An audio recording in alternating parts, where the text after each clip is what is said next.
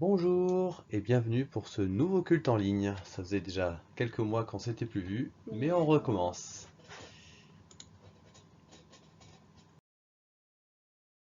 Alors aujourd'hui, on va faire ce culte en ligne avec Jeff Samuel, avec Nathéo Bonjour. et moi-même.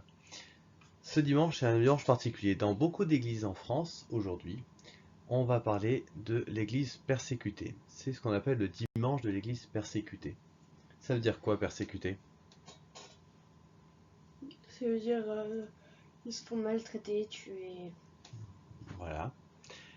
Ça veut dire qu'on embête les chrétiens en gros. Alors, qu'est-ce qui se passe? Première question que je vais vous poser. Aujourd'hui, nous allons réfléchir à la liberté. Est-ce que dans notre pays, nous sommes libres d'aller à l'église ou de nous retrouver avec des amis pour louer le Seigneur? Oui. Oui? On peut faire Oui. ça sans problème? Oui, effectivement, nous, on a la liberté d'aller à l'église, même si en ce moment, avec le confinement, on n'a pas le droit d'aller à l'église, mais c'est pas parce qu'on nous interdit à l'église, c'est pour nous protéger. Mais en temps normal, on est libre d'aller à l'église. Mais malheureusement, c'est pas le cas dans tous les pays. Il y a beaucoup d'endroits où on n'a pas le droit d'aller à l'église librement. Est-ce que les gens sont libres de lire la Bible partout dans le monde? Non. Non. Il y Non. en a, on te voit, on te surprend lire la Bible, on te met en prison. Oui. Voilà. Effectivement, c'est pas libre partout. Malheureusement, il y a des endroits où c'est interdit d'avoir une Bible ou de lire la Bible. Pourquoi? C'est les autorités qui veulent pas. Est-ce que dans notre pays, nous sommes libres de parler de ce que nous croyons au sujet de Dieu sans avoir peur d'être jetés en prison? Bah, Oui. pas oui. Oui. Oui. Bon, quelquefois, on n'est pas libre de parler comme on voudrait de Dieu. Par exemple, à l'école, on ne peut pas parler du Dieu qu'on aime librement. Mais en tout cas, on ne craint pas d'être jeté en prison.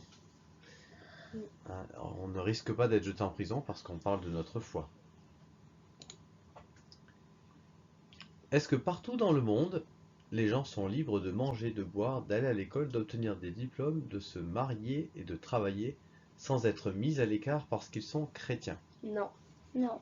Non, malheureusement, dans beaucoup de pays, si jamais ils sont chrétiens, juste le fait d'être chrétien, et par exemple, en ce moment avec le Covid, ils vont pas avoir de l'aide alimentaire pour pouvoir manger ou boire. Ils n'ont pas accès aux puits, aux sources. Ils n'ont pas le droit d'aller dans certaines écoles parce qu'ils sont chrétiens, donc pas le droit d'avoir des diplômes. Ils n'ont pas le droit de se marier ou de travailler parce qu'ils sont chrétiens. On va leur refuser tout cela. Hein, c'est vraiment pas très gentil, hein. Et enfin, comment est-ce que vous vous sentiriez si vous étiez privé de toutes ces libertés? Alors, qu'est-ce que vous feriez si vous étiez privé de toutes ces libertés? Si vous ne pouvez pas faire toutes ces choses-là, Et je ferai quand même. vous marier, aller à l'école, etc. Je le ferai quand même. Je le ferai pas, non. Je le ferai ou j'irai dans un autre pays où là c'est autorisé. Oui, alors certains effectivement vont Voilà. chercher à fuir, aller dans d'autres pays, et d'autres vont le faire quand même, et ils vont aller en prison, voire des fois même ils sont tués pour avoir désobéi. Alors en conclusion, nous on profite d'une grande liberté dans notre pays, parce qu'on peut faire tout cela. Mais ce n'est pas le cas partout. Dans certains pays, vous pouvez avoir de gros ennuis rien que parce que vous êtes chrétien. Cela peut même être très dangereux, aller jusqu'à vous faire mourir. Triste, hein? Alors maintenant, on va regarder un petit peu tous ces pays dans lesquels les chrétiens sont persécutés, dans lesquels il est difficile, voire dangereux, d'être chrétien. Il y a une association qu'on appelle Porte Ouverte qui est en charge de recenser tous les pays dans lesquels les chrétiens sont persécutés. Elle les classe entre les pays les plus dangereux et les pays les moins dangereux. Vous en connaissez un peu de ces pays? Oui. La Corée du Nord est le pays le plus dangereux où là les chrétiens sont tués à mort, Oui. battus et tués à mort. D'accord. Est-ce qu'il y a d'autres pays que vous connaissez? Le Mexique, je crois, euh, qui est entré cette année dans les 20e classements mondial. Il y a aussi le Soudan qui est 10e mondial. Oui, alors sur les classements, on verra un peu, mais donc voilà la carte des pays persécutés. D'accord? Il n'y a pas l'Amérique. Alors, sur ce pays, sur cette carte, on voit, alors il y a l'Amérique du Sud en bas, hein, qui est juste un petit peu. Sur cette carte, on voit les pays de l'index de persécution. Tous les pays où la persécution, donc plus c'est foncé, plus c'est rouge, c'est les pays les plus dangereux. Et les pays les moins foncés, les oranges ou les jaunes, sont les moins dangereux, mais ils sont quand même persécutés. Après les autres, ben, il n'y a pas de persécution, pas beaucoup pour tous les autres. Alors, sur cette carte, on a les deux pays les plus peuplés du monde qui ont la 23e place et la 10e place. Quels sont ces pays? Quoi? La 23, c'est la Chine. 23, Et c'est la Chine. 10, c'est l'Inde. C'est l'Inde. La Chine et l'Inde, ce sont les deux pays les plus peuplés du monde, où ils sont à plusieurs milliards d'habitants. Et ce sont des pays qui sont des persécuteurs de chrétiens, l'Inde et la Chine, où on met en prison des chrétiens, des pasteurs, on les empêche de pouvoir se réunir librement. Alors comme c'est des très grands pays, c'est pas forcément la même chose dans tout le pays, notamment en Inde. Il y a des endroits où les chrétiens arrivent à se réunir sans trop de difficultés, puis il y a des endroits où ils sont très gravement persécutés. Alors on va faire un petit quiz pour voir ce que vous connaissez sur ces pays. Quoi, un quiz? Un questionnaire. Alors, quel est ce pays? Dans ce pays, le dirigeant et sa famille sont traités comme des dieux. Ah, c'est la Corée du Nord. C'est la Corée du Nord, tout à fait. Avec deux, et le dirigeant, il s'appelle Kim Jong-un. C'est le 2 maintenant. C'est passé au 2. C'est le dirigeant qui se prend comme un dieu. Et donc du coup, comme il se prend pour un dieu, et ben c'est interdit de croire à un autre dieu.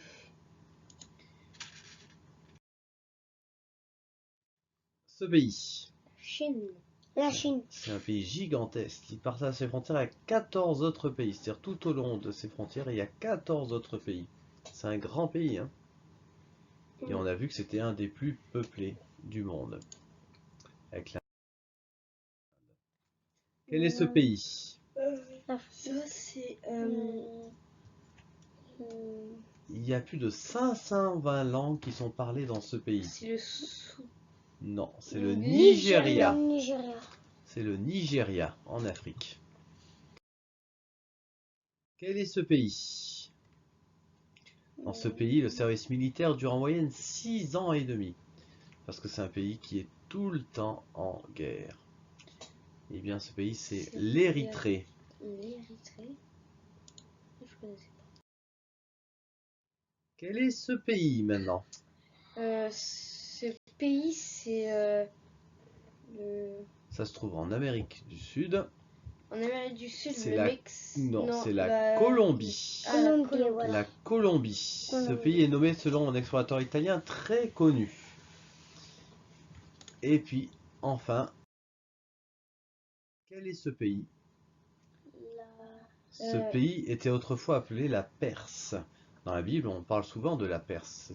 C'est un pays qui a notamment envahi le peuple d'Israël. Alors, donc c'est l'Iran. C'est l'Iran aujourd'hui, tout à fait, c'est l'Iran. Eh bien, on va regarder une petite histoire qui se passe dans ce pays, en Iran. Pays où on n'a pas le droit d'être librement chrétien.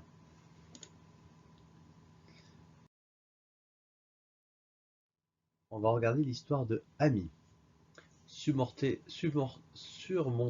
l'inquiétude en priant. Alors, c'est pas une histoire vraie, mais c'est une histoire qui s'inspire de différentes histoires qui arrivent malheureusement régulièrement en Iran. Donc ça pourrait très bien être une histoire vraie, d'accord? Mais c'est juste pour protéger les personnes eh ben, on va pas donner les vrais noms. Parce que sinon, il pourrait être encore plus persécuté si on Et les savait qui tuer. c'était et les tuer. Tout à fait. Alors on va écouter l'histoire de Ami.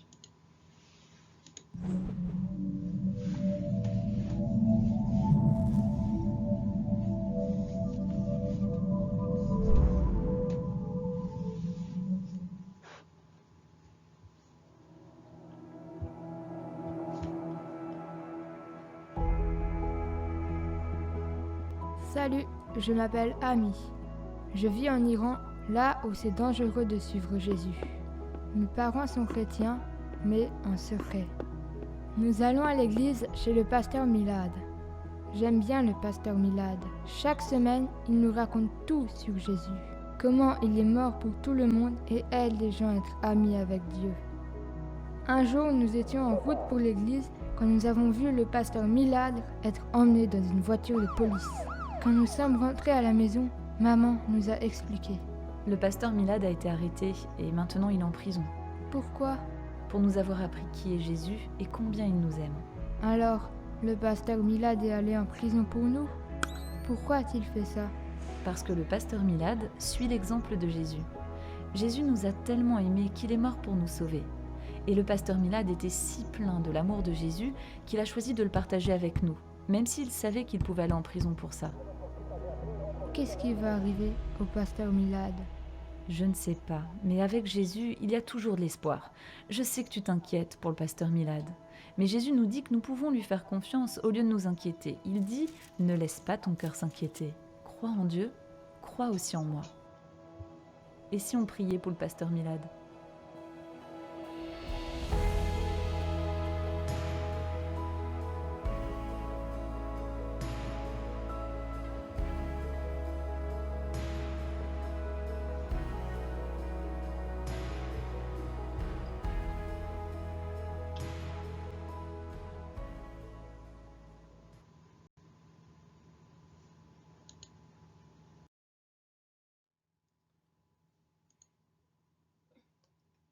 Voilà, donc après avoir vu cette petite histoire, que pense Ami du pasteur Milad? Il trouve que il aime beaucoup le pasteur Milad. Milad. Oui, il aime beaucoup le pasteur Milad et il pense quoi du pasteur Milad? Il pense qu'il est bien et qu'il est gentil. Oui, tout à fait. Il pense que le pasteur Milad, c'est quelqu'un qui aime Jésus, qui aime Dieu, et qui veut faire plaisir à Jésus, et qui répand tout ce que Jésus a fait de bien. Et bien, il essaie de faire la même chose. Pourquoi est-ce que Ami est inquiet? Parce qu'il a peur de ne plus revoir le pasteur Milad. Oui, il a peur que le pasteur Milad, qui est arrêté par la police, qu'on ne le revoie plus, que peut-être il soit tué, en tout cas qu'il soit mis en prison, et déjà c'est très triste pour lui. Pourquoi le pasteur Milad a-t-il pris le risque de parler de Dieu à Ami, à sa famille et aux autres, alors qu'il savait qu'il pouvait être arrêté pour cela? Parce qu'il croit en Dieu et il sait que dans toutes les situations, il l'aidera. Oui, il est prêt à faire comme Jésus. Jésus a donné sa vie pour nous sauver. Eh bien, le pasteur Milad, il est prêt à faire la même chose, à donner sa vie pour sauver les autres. Que pensez-vous de Ami et sa famille ont fait ensuite? Ils ont prié pour Milad. Oui, très certainement qu'ils ont prié pour le pasteur Milad. Peut-être aussi que, par sécurité, ils ont dû s'enfuir vers un autre pays pour éviter d'être emprisonnés à leur tour, arrêtés à leur tour, parce que c'est un risque. Si un chrétien d'une église se fait arrêter, il y a un risque qu'après tous les autres soient arrêtés également. Donc il faut se protéger souvent. Qu'est-ce que la maman de Hamid lui a dit pour le rassurer? Que prier. Dieu Oui. n'abandonne pas son peuple. Tu dis quoi, Jeff? Tu vas prier? Oui, il a dit qu'on allait prier certainement pour Milad Et puis elle a sûrement rappelé à son fils que Jésus nous a dit de lui faire confiance. Jésus nous dit en Jacques 14, verset 1, que votre cœur ne se trouble pas. Croyez en Dieu, croyez aussi en moi. Et donc il faut faire confiance en Dieu pour protéger cette famille. Ah, parce qu'à l'église. Oui, des familles en Iran, il y en a beaucoup qui sont dans cette situation, la même. Est-ce que Ami est libre? Non. Il n'est pas libre d'aller à l'église, effectivement, ou de parler de Jésus, mais il est libre de prier ou de penser à Jésus. Ça, personne ne pourra lui empêcher, et tout le monde peut prier. Enfin, quelles sont les choses qui vous inquiètent? Et qu'est-ce que vous faites pour vous apaiser quand vous êtes inquiet? Alors, qu'est-ce qui vous inquiète? Des fois. Que le pays change et devient comme l'Iran ou d'autres pays. Oui, par exemple. Je lis ma Bible. Oui, quelquefois, oui, pour t'apaiser, tu lis ta Bible. C'est vrai que quelquefois, on peut être confronté à des situations difficiles aussi, ou des fois des personnes qui se moquent de nous, qui comprennent pas qu'on aille à l'église ou qu'on croit en Dieu. On nous est parfois confronté à des situations inquiétantes. Et lorsqu'elles surviennent, il est alors facile de céder en l'angoisse ou de se réfugier dans la peur. Mais est-ce que vous pensez que c'est ce que Dieu veut pour nous? Vous pensez que Dieu veut ça pour nous? Qu'on ait peur? Non. Non. Nous allons lire une histoire de la Bible qui nous permet de mieux savoir ce que Dieu souhaite que nous fassions lorsque nous sommes inquiets. Jeff, tu veux lire l'histoire? C'est l'histoire des disciples dans la tempête. Marc 4, versets 35 à 41. Tu commences à lire? Ça va apparaître au fur et à mesure. Le soir de ce jour-là, Jésus dit à ses disciples, « Allons de l'autre côté du lac. » Quittant la foule, et les disciples font partie à la barque où Jésus se trouve. Il y a d'autres barques à côté d'eux. Un vent très violent se met à souffler, les vagues se jettent sur la barque et beaucoup d'eau entre déjà dans la barque. Jésus est à l'arrière, il dort la tête sur un coussin. Ses disciples le réveillent et lui disent, « Maître, nous allons mourir, cela ne te fait rien. » Jésus se réveille, il menace le vent et dit au lac, « Silence, calme-toi. » Calme-toi. Alors le vent s'arrête de souffler et tout devient très calme. Jésus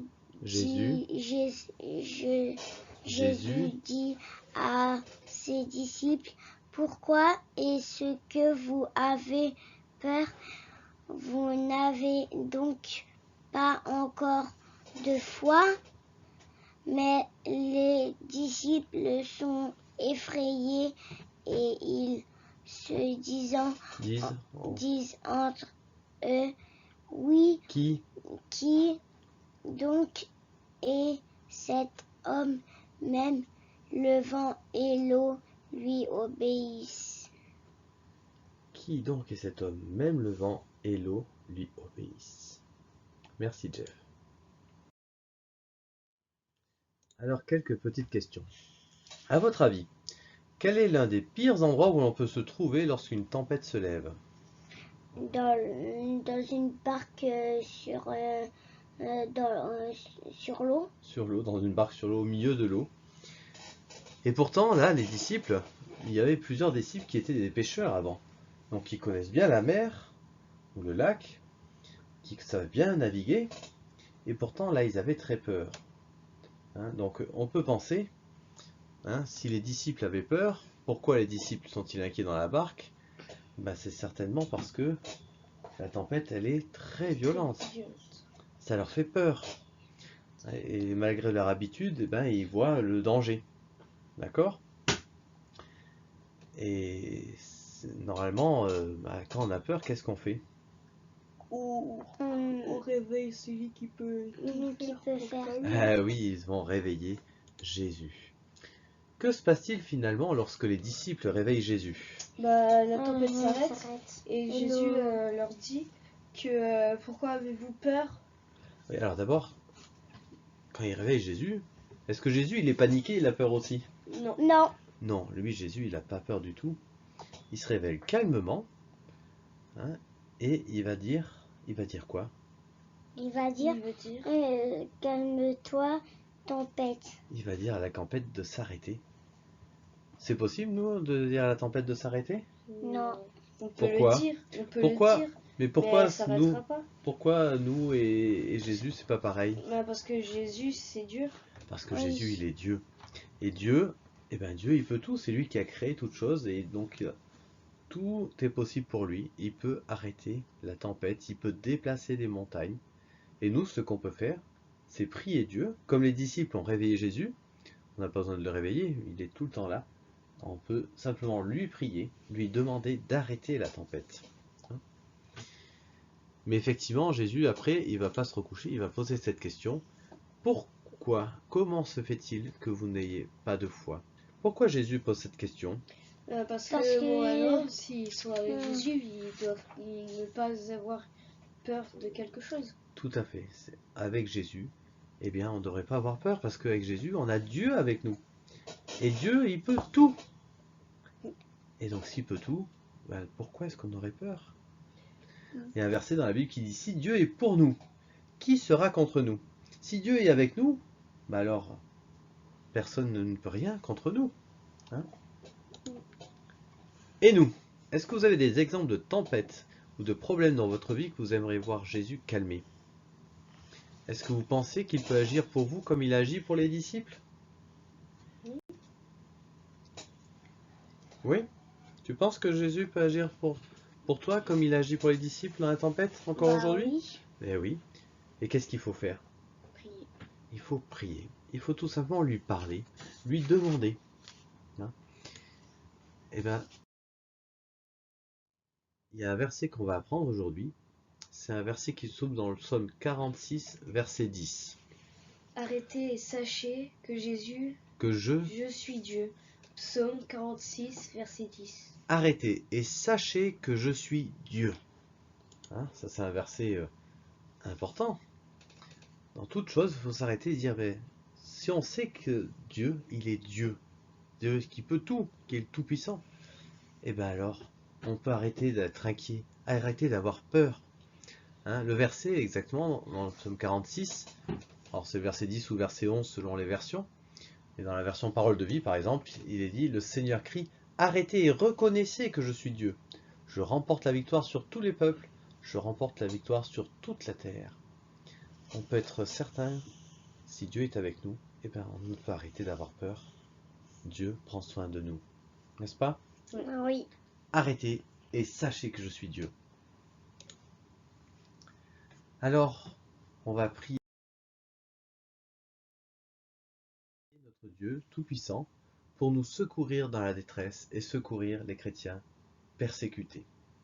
On a là ici 4 chrétiens qui ont été mis en prison à cause de leur foi, à cause du fait qu'ils sont chrétiens, et en prison depuis souvent bien longtemps.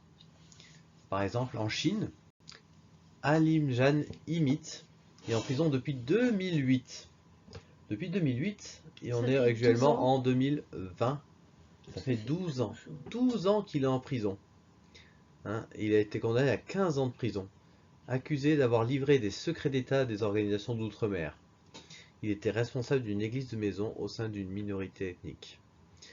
En Érythrée, il y a Kiflu Kebrenleskel. Alors, je ne sais pas très bien dire son nom. Lui, c'est depuis 2004, ça fait encore plus longtemps. 14 ans. Non, ça fait 16 ans. 16 ans. 16 ans qu'il est en prison. C'est un pasteur et il n'a jamais eu de procès, il n'a jamais été jugé. On l'a mis en prison sans même vérifier si c'était vrai ce qu'on l'accusait. Son épouse, sa femme et leurs 4 enfants n'ont pas pu lui rendre visite depuis 14 ans. Non, 16 ans. 16 ans, pardon, oui. Ensuite, il y a le Pakistan. Il y a Shagufta Kauthar. Elle est condamnée à mort, ainsi que son mari. Elle a fait appel, mais pour l'instant, elle attend d'être mise à mort. On l'a accusée d'avoir blasphémé contre le Coran islamique. Enfin, il y a aussi en Iran, Mohamed Vafadar, qui est en prison, lui, depuis pas très longtemps, depuis juin 2020. Et on va espérer qu'il soit libéré rapidement. Il est condamné à 5 ans de prison, accusé d'atteinte à la sécurité nationale. Il a été arrêté avec 8 autres chrétiens lors d'un raid de la police dans des églises de maison. Ne les oublions pas, on va prier pour eux. D'accord? Chacun va prier. Et vous aussi, chez vous, vous pouvez prier pour ces chrétiens persécutés. Prions. Seigneur, cette belle journée. Merci pour tout ce que tu fais pour nous, Père. Protège les chrétiens persécutés en Chine, en Iran, en Pakistan, en Iran et dans tous les autres pays où là il y a persécution, où là les chrétiens sont persécutés. Au nom de ton Fils Jésus-Christ. Amen. Amen. Amen.